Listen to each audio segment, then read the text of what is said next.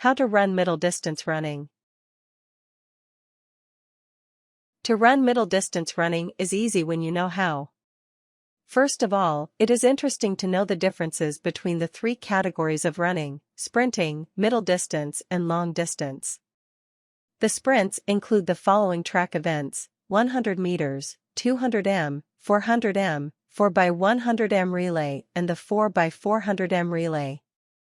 Middle distance covers the 800 m and 1500 m track events, and long distance covers the 5 km, 3.1 miles, 10 km, 6.2 miles, half marathon and marathon events. This article will guide you with the best specifics techniques for the 800 m and 1500 m track events. Just follow these steps for a great result. Steps. 1. Note that the foot strikes the ground below the center of gravity, which is around the central area of the hips. The strike is slightly on the outside of the foot and from the ball of the foot to the mid-foot. There is then a roll across and a dropping of the heel. The leg's roll is supporting and driving. 2. Note that there is also some flexion in the knee as the foot strikes the ground. This should not be too excessive, so leg strength must be developed to ensure stability in and around the knee. There is also some movement around the hip girdle. This can be excessive, so strength exercises for the whole region, especially abdominal and lower back, are required. It is very important that this region is kept stable, thus giving a strong platform from which to drive. 3. See that as the torso moves ahead of the foot, the drive is initiated and the Achilles and calf are placed under great stress. It is therefore important that stretching and strengthening of this area be incorporated into training. Muscle fibers in the calf respond to a reflex action as they are placed in near full stretch and contract quickly, thus apparently straightening the foot, forcing the athlete back up higher on their foot. This makes the foot a further lever, often forgotten by many runners. The foot grips the ground as the torso moves ahead, forcing the leg into full extension. Once again, strength and flexibility of the hamstrings are important. 4. Be aware that after the athlete has reached almost full stretch, a reflex action occurs in the muscle fibers of the hamstring, quickly shortening it and pulling the foot up off the ground. This allows the whole of the limb to swing back a bit further.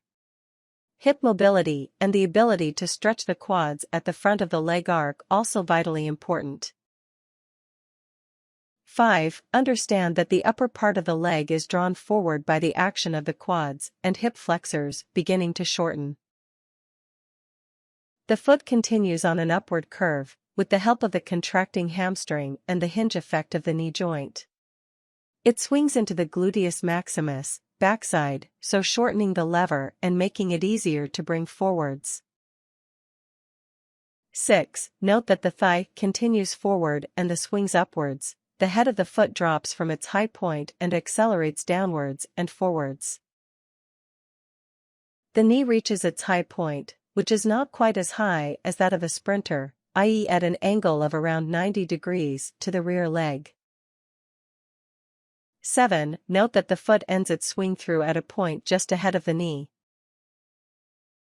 The leg maintains a slight angle at the knee, the leg is not straight. Having reached its high point, the thigh starts a downward swing. This initiates an acceleration of the foot backwards.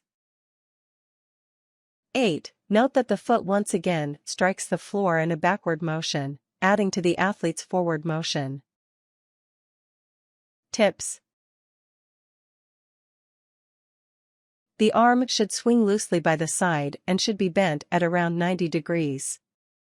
As the arm swings back, there is little or no straightening. The arms do not work too hard and work with the diagonally opposite leg. There is a very slight rolling of the shoulders as the arms keep the body balanced. Keep arms loose, keep your focus. Some people find listening to music to be helpful. The elbows hang close but comfortably into the side of the body. The body is held upright with the back relaxed, but straight with minimal forward lean. Hands are held in a very relaxed fist with the thumb resting on the forefinger. The shoulder joint should be very supple so that as the arm swings through it, do not pull them up too much.